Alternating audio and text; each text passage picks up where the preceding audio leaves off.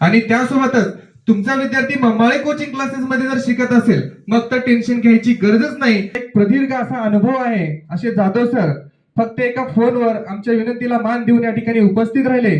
त्या जाधव सरांचा सत्कार करण्यासाठी मी आमच्या ममाळे कोचिंग क्लासेसचे सहशिक्षक माननीय श्री कांबळे सर यांना विनंती करतो की आपण सरांचा सत्कार या ठिकाणी करायचा आहे.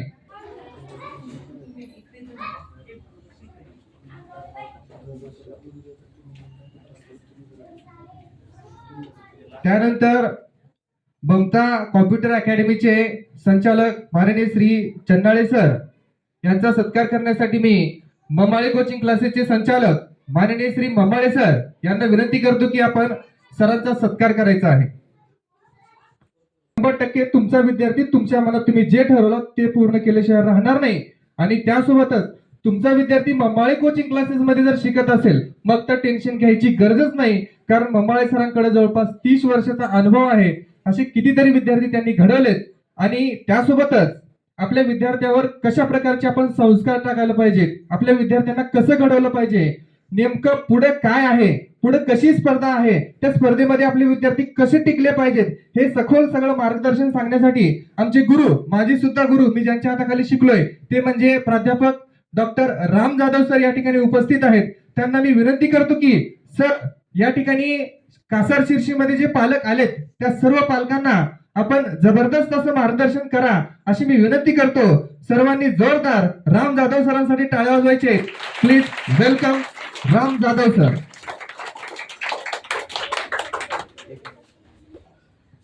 प्रथमतः विद्येची देवता सरस्वती याला मी विनम्र अभिवादन करतो.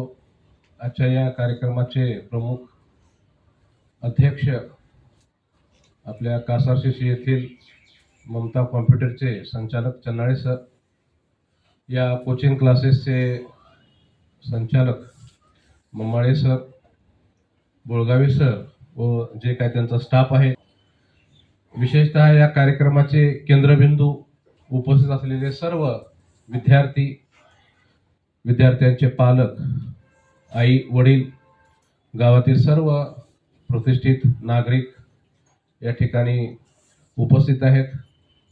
आज ही काळाची गरज आहे. आज पालकांच्या पुढे खूप मोठी समस्या निर्माण झालेली आहे. मी प्रत्यक्ष आता सरांनी जबरदस्त करा म्हणल्यानंतर जबरदस्त कसं करायचा हा प्रश्न माझ्या पुढे खूप मोठा पडलेला आहे. जेवढी माझी बौद्धिक क्षमता आहे तेवढं मी सांगण्याचा प्रयत्न करतो. कारण आजची जी स्पर्धा आहे ही स्पर्धा फक्त विद्यार्थ्याची राहिलेली नाही, तर आजची स्पर्धा ही पालकांची सुद्धा झालेली आहे. खऱ्या अर्थाने पालकाला टेन्शनला सुरुवात व्हायला सुरू होते. 9वी त्याच्यानंतर 10वी आणि 10वी झाल्यानंतर 11वीला विद्यार्थ्याचा प्रवेश कुठे घ्यायचा हा सर्वात मोठा प्रश्न निर्माण झालेला आहे, जागतिक प्रश्न निर्माण झालेला आहे. कारण पालक एवढे त्या बाबतीत संवेदन झालेले आहेत की मुलाच्या त्या भविष्याबद्दल खूप चिंतित आहेत. आणि आजची जी पिढी आहे ती आजची पिढी जसं आपली जुनी पिढी होती तशी आता नवीन पिढी नाही, त्याला आपण जेन झी म्हणतो. आजच्या पिढीमध्ये जसं जनरेशन वाढत चाललेलं आहे, जसं आपण मोबाईलचं 2G 3G 4G 5G म्हणतो, तसं विद्यार्थ्यांच्या विचार करण्याची जी पद्धती आहे, जी त्याची भावनिकता आहे किंवा जी जाणीव आहे, त्या जाणीवेचा अभाव मोठ्या प्रमाणात विद्यार्थ्यांमध्ये होत आहे. वास्तविक पाहता मीही 2 मुलीचा वडील आहे. एक पालक म्हणून लेकरांची भावना काय ते स्वतः मी अनुभवत आहे. आजचा पालक सजग झालेला आहे. आज मोठ्या प्रमाणात आज कासार शिर्शी ग्रामीण भाग असून या ठिकाणी सुद्धा ट्युशन्स उपलब्ध आहेत. चांगली गोष्ट आहे. शाळेमध्ये विद्यार्थ्यांना शिकवलं जातं. शाळेतून आल्यानंतर विद्यार्थी एखादा तास घरी बसतो आणि त्यानंतर पुन्हा कोचिंग क्लासला येतो. आज ठीक आहे, आपण तो संगणकाचं युग आहे. आज प्रत्येकाच्या हातामध्ये मोबाईल आहे. जेवढं आपल्याला कळत नाही, जेवढं पालक म्हणून आपल्याला मोबाईल मधलं समजत नाही तेवढं लेकरांना समजतं. याच्या मागचं कारण आहे की जनरेशन जसं जसं पुढे जात जाईल तसं तसं त्याची बौद्धिक क्षमता वाढत चाललेली आहे, परंतु त्याच्या ज्या संवेदना आहेत, त्याच्या ज्या गोष्टी आवश्यक आहेत त्या आवश्यक गोष्टीकडे आजच्या विद्यार्थ्याचं दुर्लक्ष होत आहे. मग त्याचे कारण काय की एक मी अभ्यास केला. बघा, मोबाईल आहे तुमच्या हातामध्ये, त्याला इंटरनेट आहे. त्या इंटरनेटच्या माध्यमातून जे विद्यार्थ्याला पाहायचंय तो एका सेकंदामध्ये पाहू शकतो. लहान लेकरं जर असेल तर माता बसलेल्या आहेत की लहान लेकराला मोबाईल दिल्याशिवाय ती मुलगा ती बाळ जेवण करते, अशी सद्यस्थितीला परिस्थिती. आता खऱ्या अर्थानं शिक्षणाची जबाबदारी तर आपल्यावर आहेच, परंतु एक चांगला पाल्य, एक चांगला विद्यार्थी, एक चांगला माणूस घडवणं हीच फार मोठं आव्हान सद्यस्थितीला निर्माण झालेलं असं मला वाटतं. शिक्षण ही दुय्यम गोष्ट आहे, विद्यार्थी घडणं ही सुद्धा दुय्यम गोष्ट आहे, त्याला नोकरी लागणं, त्याला त्याच्या पायावर उभा राहणं ही सुद्धा आजच्या काळामध्ये दुय्यम गोष्ट आहे. परंतु एक चांगला माणूस, एक आदर्श नागरिक, एक निर्व्यसनी, एक चांगला जो आपल्या पालकांचा ऐकतो असा विद्यार्थी निर्माण करणं सद्यस्थितीला खूप अवघड झालेलं आहे. आज जर एखाद्या शिक्षकानं जर लेकराला मारलं म्हणलं तर वडिलाचा पाराही चालतो त्याच्यापेक्षा आईचा पारा जास्त. कारण चांगले पालक कोण, जे आपल्या मुलांना संस्कार करण्यासाठी रागवतात, रागरा करतात, ते खरे पालक, चांगले पालक आहेत माझ्या दृष्टिकोनातून. लाड हा केलाच पाहिजे, आपल्या लेकराचा लाड आपणच केला पाहिजे, परंतु लाड करत असताना आपण लेकरांच्या बाबतीमध्ये अतिशय संवेदनशील होत आहोत हे आपण पाहिलं पाहिजे. पालक म्हणून आपली खूप मोठी जबाबदारी आहे. आता तुमची सुरुवात आहे, काही जणांच्या 9वीला असतील, काही जणांच्या 8वीला असतील, काही जणांचे वेगवेगळ्या वर्गात असतील, ठीक आहे, परंतु खऱ्या अर्थानं आपण पालक म्हणून त्या लेकरांना न्याय दिला पाहिजे, त्यांना वेळ दिला पाहिजे. आज मी माझे चूक आहेत, आपणही जातो घरी आणि घरी जाऊन आपण मोबाईल बघतो, आपण काहीतरी गेम खेळतो, कोणाचा कॉल करतो, काहीतरी मोबाईलमध्ये ढवचत बसतो, ते लेकरं बघतात, आपण लेकराला म्हणतो की मोबाईल घेऊन ये, मोबाईल वाईट आहे, याच्यानं लेकरावर संस्कार होणार नाही. त्यामुळे आजच्या काळामध्ये आपल्याला स्वतःलाही पालक म्हणून बंधनं घालावे लागतील. पूर्ण अपेक्षा आपण विद्यार्थ्याकडून, मुलाकडून करू शकत नाही, कारण आजचा काळ पूर्णतः बदललेला आहे. आज आपण मौखिकदृष्ट्या सांगतो की बाबा चोरी करणं चुकीचं आहे, वाईट बोलणं चुकीचं आहे, दररोज शाळेत गेलं पाहिजे, दररोज अभ्यास केला पाहिजे, ही जी आपली सांगण्याची जी पद्धत आहे ही आपल्याला कृतीतून करून दाखवावं लागणार आहे. आज सांगून विद्यार्थ्याच्या लक्षात येणार नाही, कारण विद्यार्थी स्वतःला खूप फॉरवर्ड समजत आहे. याचं तुम्ही अवलोकन करायचं, मूल्यमापन करा. शिक्षणाचं त्रिसूत्री धोरण तर योग्यच आहे, विद्यार्थी केंद्रबिंदू, शिक्षक आणि पालक. आज स्पर्धा फक्त विद्यार्थ्याची राहिलेली नाही, आज मुलांची स्पर्धा राहिलेली नाही, पालकांची सुद्धा स्पर्धा झालेली आहे. कारण कॉम्पिटिशन एवढं वाढलेलं आहे. कारण या स्पर्धेत जर आपल्याला टिकायचं झालं तर आपण पालक सुद्धा विद्यार्थ्याच्या बाबतीमध्ये दक्ष असलं पाहिजे. मी प्रथमतः आपल्या सर्वांचं अगदी मनापासून स्वागत करतो की आपण सर्वजण या पालक मेळाव्यासाठी उपस्थित राहिलात. तुम्ही खरंच जागृत पालक आहात, खरंच तुमच्यामध्ये अवेअरनेस आहे, म्हणून तुमचं विशेष अभिनंदन करतो, विशेष कौतुक करतो. शाळेमध्ये जर पालक मेळावा बोलवला तर पालकांचा खूप मोठा अभाव असतो. मी एकदा अकॅडमीमध्ये पालक मेळावा बोलवला होता, 2च पालक आले होते, 40 विद्यार्थी होते आणि 2च पालक आले होते. म्हणजे तुम्ही जे पालक या ठिकाणी आलात, तुम्ही खरंच अभिनंदनास पात्र आहात की तुम्ही तुमच्या पाल्याबद्दल संवेदनशील आहात, दक्ष आहात. या ठिकाणी ग्रामीण भागामध्ये कोचिंग क्लास चालवणं खूप अवघड आहे. ममाळे सर चालवतात आणि त्यांना पालकांचाही खूप चांगला प्रतिसाद, त्याचा आनंद वाटला. विद्यार्थी तर येणारच, सरांना विचारलं विद्यार्थी किती आहेत, काय आहेत, विद्यार्थी तर येणारच, पण विद्यार्थी या ठिकाणी येतात म्हणजे क्लासवर अजून मोठी जबाबदारी आहे की आपण कशा पद्धतीने या ठिकाणी अध्यापन करतो, अध्ययन करतो, त्यांच्या वह्या म्हणा, त्यांचे काय जे असेल त्यांचा अभ्यास म्हणा, हे पालक बघतात ज्या अर्थी या ठिकाणी आलेले आहेत. तुम्ही चांगले कर्म करा, लोकांना चांगले कर्म दिसतील, तुम्ही वाईट कर्म करा, लोकांना वाईट दिसतील, अशी शिकवण त्यावेळेस पालक द्यायची. म्हणजे आपल्या बाबतीत आपल्या आई वडिलांनी किती लाड केला आणि आपण आपल्या मुलांचा किती लाड करतो ही तुलना करण्याची आवश्यकता आहे. सध्याचा काळ असा आहे. ममाळे सरांचा गणित विषय, बुद्धिमत्ता विषय खूप चांगला आहे, 30 वर्षाचा अनुभव आहे हे मला माहित आहे. गोळगावी सर खूप छान शिकवतात, त्यांचाही संपर्क आलेला आहे. आता तुम्ही छान शिकवतात म्हणून तुम्ही ते विद्यार्थी घातलात, विद्यार्थ्यांनी शिकलं पाहिजे, विद्यार्थ्यांनी शिकलं पाहिजे. तर या ठिकाणी मी जास्त वेळ न घेता तुम्ही ऐकून घेतला, धन्यवाद. जय हिंद, जय महाराष्ट्र. आपण या ठिकाणी या कार्यक्रमाला उपस्थित राहिलात. या कार्यक्रमाचा जो उद्देश होता मेन तो म्हणजे तुमच्यामध्ये, आमच्यामध्ये आणि विद्यार्थ्यांमध्ये संवाद व्हायला पाहिजे. अगदी निसंकोचपणे, कुठलीच माझ्यावरही काय म्हणजे असं कुठला दबाव नाही, तुमच्यावरही काय, अगदी एक असं सरळ नात्यामध्ये समजूया आपण.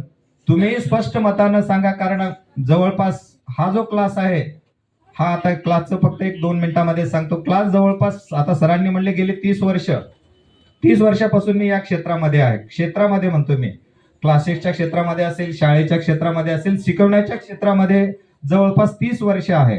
आता याचं जिवंत उदाहरण सांगायचं झालं तर हे जे माझ्या बरोबरचे बोळगावे सर आहेत ते माझे विद्यार्थी आहेत. आता जे इथं तुमच्याशी संवाद साधतात ते माझे विद्यार्थी आहेत. किंवा बरेचसे जे इथं बसलेले किंवा कुठलेही जर विद्यार्थी असतील ते विद्यार्थी हे त्यांचे पालक जे आहेत ते माझे विद्यार्थी आहेत. आता सरांनी पण सांगितलं आणि मी तेच सांगतोय. म्हणजे जवळपास 30 वर्षाचा अनुभव आहे. तर त्या 30 वर्षामध्ये माझ्याकडे किती प्रकारचे विद्यार्थी आले असतील आणि त्या विद्यार्थ्यांना मी कसं ट्रीट केलं असेल किंवा विद्यार्थ्यामध्ये काय सवयी असतात त्या सगळ्या मला माहिती आहेत आणि त्याच पद्धतीने मी त्या विद्यार्थ्यांना तशा पद्धतीने ट्रीट करत असतो.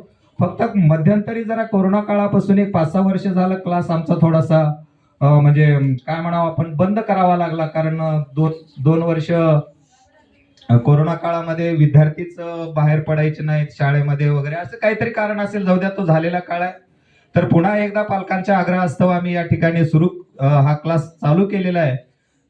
तर या ठिकाणी उपस्थित पालकांना मी अशी विनंती करतो की त्यांनी आपल्या आपल्या पाल्या संदर्भात जर काय कोणाच्या शिकायती असतील, काय शंका असतील तर त्याने अगदी निसंकोचपणे आमच्या समोर मांडा. आम्ही त्याला कसल्याही पद्धतीचे म्हणजे आमच्यावर असं काही हे घेणार नाही, काय नाही.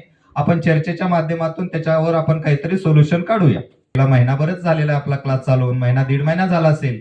त्या 1.5 महिन्यामध्ये तुम्हाला काय वाटलं किंवा आमच्या क्लासबद्दल काय तुम्हाला समस्या निर्माण झाल्या का किंवा काय अडचणी निर्माण झाल्या का किंवा काय विद्यार्थी थोडा तरीच जरा त्यातल्या त्यात थोडा करतोय सर किंवा करत नाही, करत नसला तरी सांगा, करत असला तरी सांगा.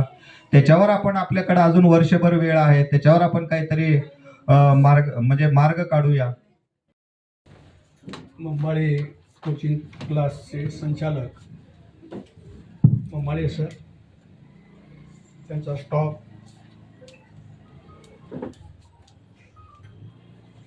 जागरूक पालक आणि आजच्या संगणकीय युगामध्ये